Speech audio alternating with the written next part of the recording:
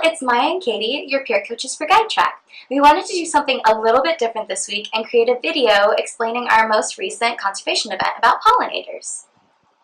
This week we'll learn about the pollinators and how important they are to the environment. Mr. John, a local beekeeper and adult volunteer at the zoo, came.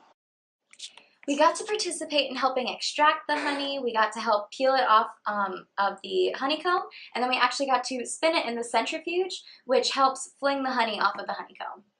Yeah, and afterwards we got to taste the honey, which was awesome. And today we actually asked Mr. John to come back and answer some of our questions. Hey guys, we actually have Mr. John here with us, a local beekeeper and adult volunteer here at the zoo, and he's going to answer some of our questions. About 14 years ago, a friend of mine told me he was into doing bees. He was a local beekeeper, so we invited me over to his home, and we put on our bee suits. And I can still remember that day when he opened up the hive and the sound of 50,000 bees buzzing. It was just so mesmerizing. And then little by little we went through the hive and looked at the brood and the honey, and I saw a new baby bee coming out of its cell, just coming out as a brand new bee, and that just excited me so much. I went home and ordered 2 beehives. So what are some misconceptions that people tend to have about bees?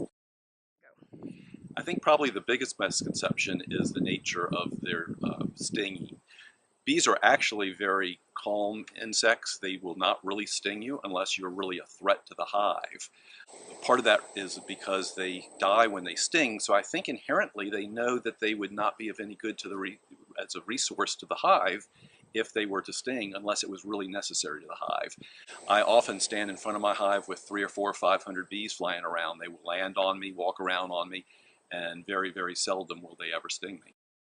Alright, so why are bees so important? I think the major importance is they're a major pollinator here in North America and around the world. It has been shown that if you have an orchard of some kind of fruit tree and get a certain production level, and then you bring in extra bees, you can raise that production level by 25%.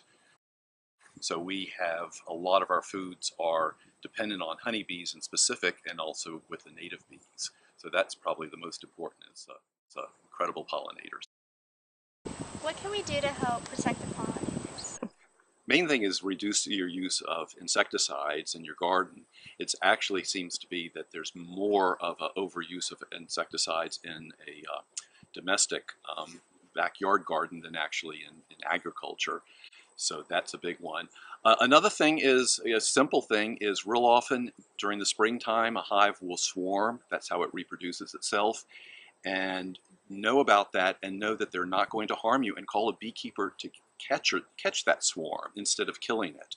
That way that beekeeper will get the swarm, put it into a beehive as we have here at the zoo, and sustain that colony that can then go on and reproduce and pollinate, and that keeps them from dying off. So we wanted to thank Mr. John for coming out today and talking to us about bees and pollinators. And just some simple ways to help protect the pollinators is by installing bat houses, planting some gardens, and reducing the use of pesticides in your gardens.